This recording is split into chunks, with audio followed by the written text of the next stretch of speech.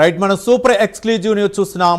తెలుగుదేశాన్ని నిలబెట్టింది కార్యకర్తలే అని చంద్రబాబు, లోకేష్ పదే పదే చెప్తుంటారు. కానీ క్షేత్రస్థాయిలో కొందరు నాయకులు చేస్తున్న పనులు చూస్తుంటే ప్రభుత్వానికి పెద్ద డ్యామేజ్ జరిగేలా కనిపిస్తోంది. మొన్న గుంటూరులో ఒక మహిళపై దాడి జరిగితే ఆ నాయకుడిని పదవి నుంచి తప్పించి చేతులు దులుపుకున్నారు. ఆ వేడి చల్లారక ముందే కడప జిల్లా బద్వేల్లో ఒక వృద్ధురాలిపై అధికార పక్ష విద్యార్థి విభాగం నాయకుడు దౌర్జన్యం చేయటం పెద్ద సెన్సేషన్గా మారింది. ఇలా వరుసగా మహిళలపై దాడులు జరుగుతున్నా అధిష్టానం కేవలం నామమాత్రపు చర్యలతో సరిపెడుతూ చూసి చూడనట్లు వదిలివేయటం తీవ్ర చర్చనీయాంశంగా మారింది. కింది స్థాయి నాయకులు కళ్ళెం వేయకపోతే పాత చేతు అనుభవాలు మళ్లీ ఎదురవుతాయని రాజకీయ విశ్లేషకులు భయపడుతున్నారు.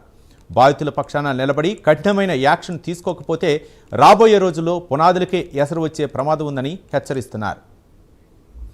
ఇదే అంశానికి సంబంధించి మరింత సమాచారం మా కరెస్పాండెంట్ రవికృష్ణ అందిస్తారు. రవికృష్ణ, రవి, ఏదైతే టీడీపీ పార్టీకి సంబంధించి ప్రధానంగా కూడా ఇక్కడ మనం అబ్జర్వ్ చేసినట్టయితే మాత్రం టీడీపీ పార్టీలో కార్యకర్తలే పార్టీకి పట్టుకొమ్మలని అంటూ ఉంటారు. అదే కాకుండా కూడా ఈ కార్యకర్తలు ముఖ్యంగా కూడా టీడీపీ పార్టీ అంటేనే ఒక క్రమశిక్షణ కలిగిన పార్టీని పై స్థాయి నాయకులు కూడా చెప్తున్నటువంటి పరిస్థితిలో ఉన్నటువంటి నేపథ్యం. అయితే కొంతమంది నాయకులు చేస్తున్నటువంటి ఏవైతే పనులు ఉన్నాయో అవి మాత్రం పార్టీకి డ్యామేజ్ వచ్చే పరిస్థితి అయితే ప్రస్తుతం కనపడుతూ ఉంది.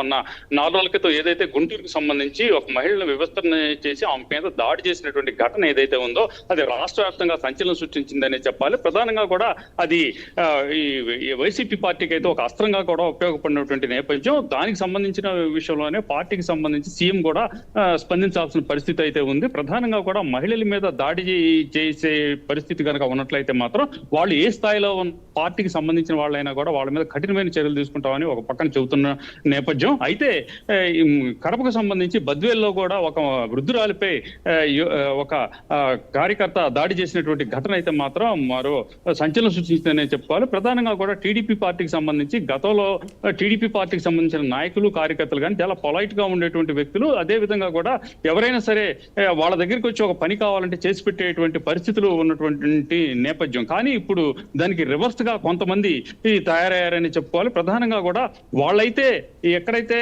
ఈ చిన్న చిన్న విషయాలకే కూడా గొడవ పట్టడం, అదే విధంగా కూడా దాడులకు తెగపట్టడం అనేటువంటి సంస్కృతి అనేది గతంలో ఎప్పుడూ లేదు. కానీ ఉన్నట్టుండి ఈ విధంగా వరుస సంఘటనలు జరగడంతో మాత్రం టీడీపీకి సంబంధించినటువంటి అధిష్టానం అయితే మాత్రం చాలా ఆందోళన చెందుతూ ఉంది. ప్రధానంగా కూడా వాళ్ళని కట్టడి చేయలేనటువంటి పరిస్థితుల్లో టీడీపీ పార్టీ వెళ్లిపోయిందని ఒక పక్కన వైసీపీ అయితే మాత్రం పెద్ద ఎత్తున కూడా దీని మీద ఉద్యమించే పరిస్థితి అయితే కనపడుతుంది.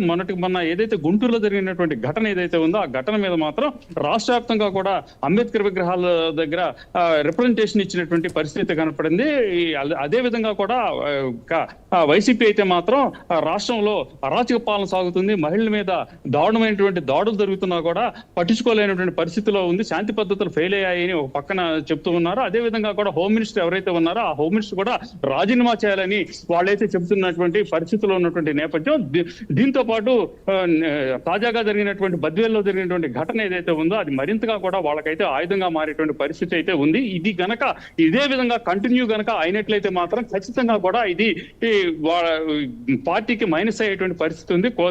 ఎంతో కొంత ఇది డ్యామేజ్ జరిగేటువంటి పరిస్థితి అయితే ఉంటుంది. ఇది వైసీపీకి కొంత ప్లస్ అయ్యేటువంటి పరిస్థితులు ఉంటున్న నేపథ్యంలో అధిష్టానం కూడా దీని మీద అయితే సీరియస్ గా యాక్షన్ తీసుకునేటువంటి ప్రయత్నం అయితే చేస్తూ ఉంది. ప్రధానంగా దీనికి సంబంధించి ఎవరెవరైతే ఈ గుంటూరుకి సంబంధించినటువంటి మూర్తి అనేటువంటి టీడీపీకి సంబంధించినటువంటి కార్యకర్త ఉన్నాడో అతన్ని అరెస్ట్ చేయించారు. అదే విధంగా కూడా అతనితో పాటు ఈ దాడిలో పాల్గొన్నటువంటి 9 మంది ఎవరైతే ఉన్నారో వాళ్ళని కూడా అరెస్ట్ చేయించడం, రిమాండ్కి పంపిస్తాం అన్ని కూడా జరిగినటువంటి నేపథ్యం. అదే విధంగా కూడా బద్వేలుకి సంబంధించినటువంటి విషయంలో కూడా అక్కడ ఉన్నటువంటి కార్యకర్తను అయితే కూడా అరెస్ట్ చేసి కేసులు పెట్టినటువంటి నేపథ్యం. ఏది ఏమైనప్పటికీ కాక ఇటువంటి పరిస్థితులు కనుక కంటిన్యూ అయితే మాత్రం పార్టీకి కొంత డ్యామేజ్ జరిగేటువంటి పరిస్థితి ఖచ్చితంగా ఉంటుందని చెప్తున్నారు.